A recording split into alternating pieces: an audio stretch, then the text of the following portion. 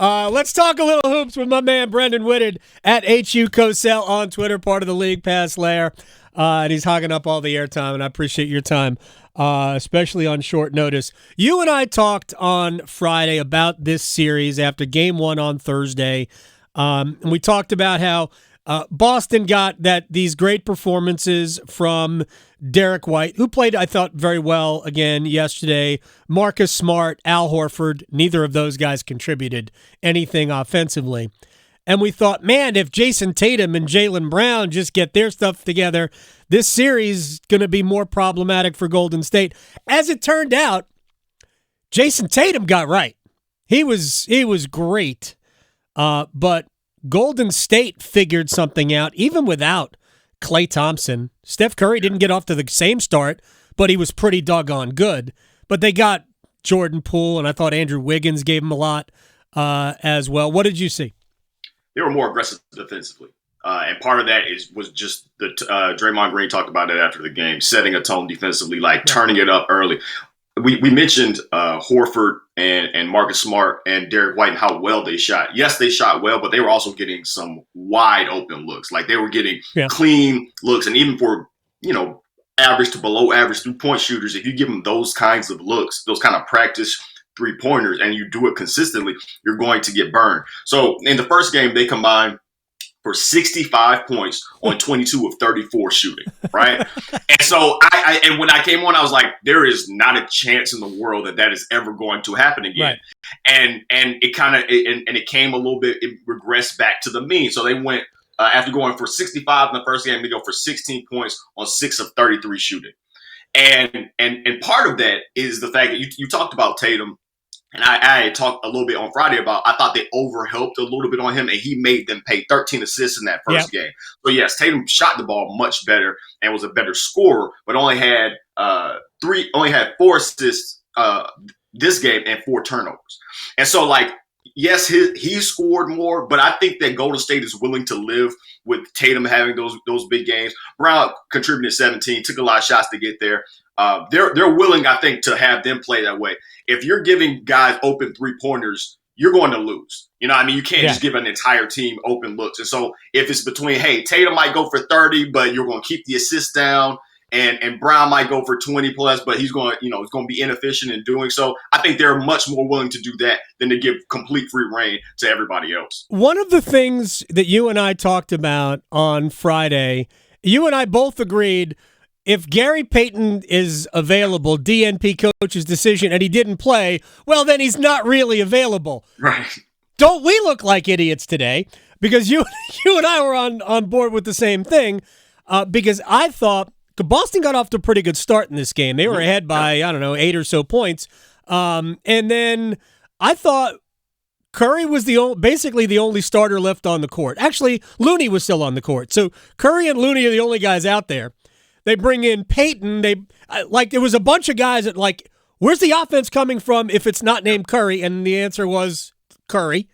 But their defense at that point completely changed. Draymond could talk about, setting the tone. I thought the tone was set when Klay and Green and Wiggins were all on the bench. Well, look, you brought up a great point with Gary Payton, because I wasn't sure how healthy he would be. He missed a lot of time. He played 25 minutes last night. It was a plus 15 in 25 minutes, by the way. That's shocking. We go from 0 to 60 like that. And keep in mind, you mentioned how well the Celtics started. That was a one-possession game at halftime. So the Boston shot 10 of 19 from 3. They were again very, very good from 3. They were 15 of 37 from 3. They still shot it well. That was all Jayson Tatum. Whoa. Right? Tatum was 5 of 6 in the first half. They were absolutely cooked. But eventually you had to have somebody else kind of step up. You're talking about, Golden State, where is your other offense going to come from? What's going to come from the Celtics if these guys, if Marcus Smart and Horford and White aren't aren't allowed to just completely have free reign. And so I thought it was also interesting. Golden State incorporated more high pick and roll stuff. They usually they love that motion offense, and so they don't do a ton of high pick and roll because it can make you predictable as an offense. If the defense, particularly defense, is as talented as Boston's, if they know where you're initiating and how you're going to initiate every single possession, it can get a little stagnant, even with talented players. But basically, what Kerr did was like, nah, we just want more Curry. Which is, solid coaching. You know what I mean? Like, no reason to make. Hey, smarter, not harder, right? It's like sometimes you can go ahead and throw the playbook out and be like, nah, just give it to our best player and let him cook. Because you mentioned Klay still hasn't really gotten off yet either. You know what I mean? And so Poole and Poole's resurgence, death, taxes, and Golden State Warriors third quarters. And that was huge for them because Poole has to be that other initiator. Yeah. They really just have him. And even though Draymond is an important cog in that, offensively, he's just so limited, like to the point where it can be difficult to kind of keep him on the court, even as good as he is defensively. And so if you have a guy like Poole that gets cooking, he goes for 17, that's a requisite for them. He has to outscore Derek White. Looks like he's probably going to be their most consistent bench, the Celtics consistent bench player. He has to outscore him every single night. That flipped in the first game, they lost. Flipped back in the second game and they won. It's not that simple, but that's an important stat to look at. All right, let's talk a little bit about Klay Thompson, and I guess to a certain extent Draymond Green. Draymond still brings elite defense. I'm not sure Klay still does. It's clear that Klay is not, like, missing 2 years, the ACL and the Achilles. Man, it's not like he's 24. So, he's much older. The recovery he has not gotten, I don't think, all the way back. We know that closeout Klay can still be great for a game, maybe even a couple of games in a series. But they can't win with that Klay, can they? I mean, they won last night. They did. I think it's possible, right? Like I think that it is a possibility that they can win without Klay being the Klay of old. I don't know, It's tough because I still think that he's coming back from that injury. I don't want to look at him and think that this is a finished product because he was a great defender. Like he wasn't all like they were able to throw him, and because of his size, they were able to throw him on multiple positions and sometimes can hide Curry. Not that Curry is a bad defender, but if you have a better perimeter player, you don't necessarily want Curry, even though he's he competes on every possession. I think he's an underrated defender. It was still nice to be able to throw Klay on somebody like that, and it's important to just have points of like guys that can be at a point of attack like that. Like Draymond is an incredibly important cog in their defense.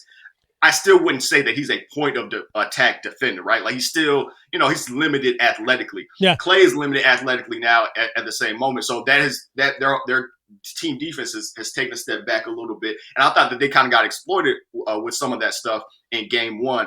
I think if they can get maybe one classic Klay performance, that might be enough. I think this is going to go 7. Like I think this is going to be a really, really tight series. These are two incredibly talented teams, well coached. Defensively, they bring it on a very regular basis. Now you're going to see some runs, right? Like they're going to have some times where they're just going to go on runs because defensively, if you're having to. If one team starts scoring and starts rolling, they're going to be attacking in transition as opposed, and then because they are so good defensively, the other team is going to have to go against their half-court defense, which is a really, really difficult role to hold. So like you can't necessarily look at the final score and think, oh, this isn't a close game. That was a close game up until the third quarter. They get blown out, and by the fourth, they pretty much are waving the white flag pretty early on and start pulling guys. And it was late third quarter before, like it went from. Like 13, I think I went out to get popcorn. And with 13, I was like, "What is this? 24?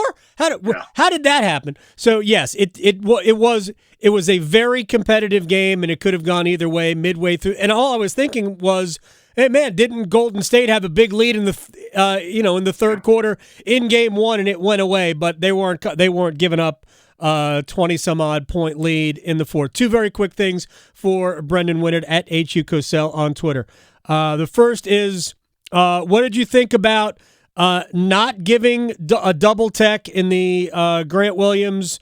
Was it Jaylen Brown, Draymond Green with Green already having a tech that would have meant an ejection? And was Grant Williams, was he just trying to get Draymond ejected in the second half? I'll answer the second one first. Yes, 100%. He was being antagonistic, but Draymond came out with that kind of like chippiness that like just I'm just going to be annoying, right? Like more so than just the defense. It was also I'm going to be more physical with you because that was also a thing that the Celtics were. The Celtics were the more physical team. In terms of the double tag, I hate double tags. They're a complete waste of everybody's time.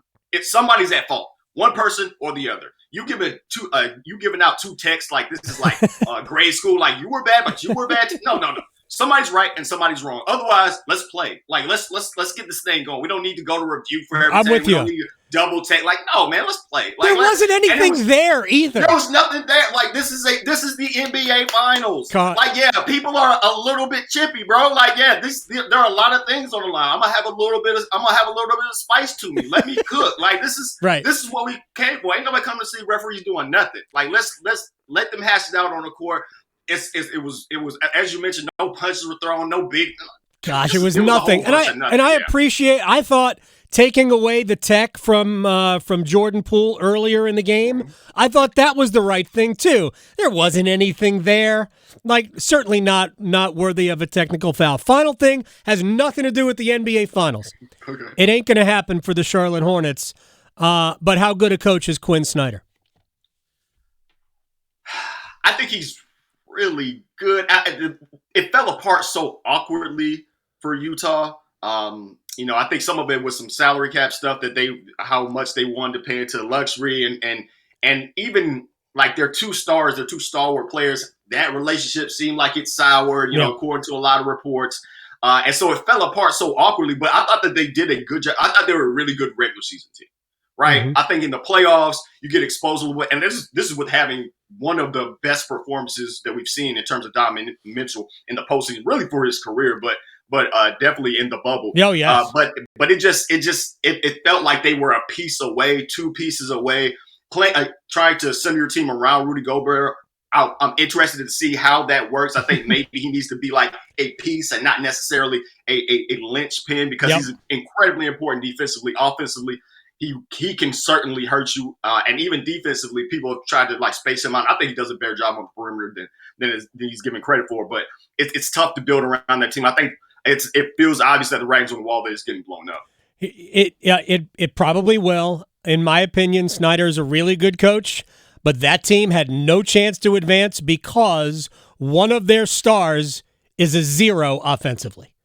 Yeah, and you can't be that. This is my argument with Ben Simmons. You can't be non-threatening offensively, and Simmons is a way better offensive threat than Rudy Gobert. So ultimately, Utah it works for Draymond though. Like you can be a but 0 they have offensively if you're I was about to say they have other pieces around him. Yeah. Right, Draymond is a key piece of that team, but it has nothing to do with the offensive end.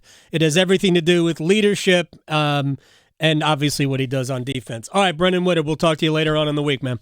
Absolutely. Look forward to it. Absolutely. At HU Cosell on Twitter.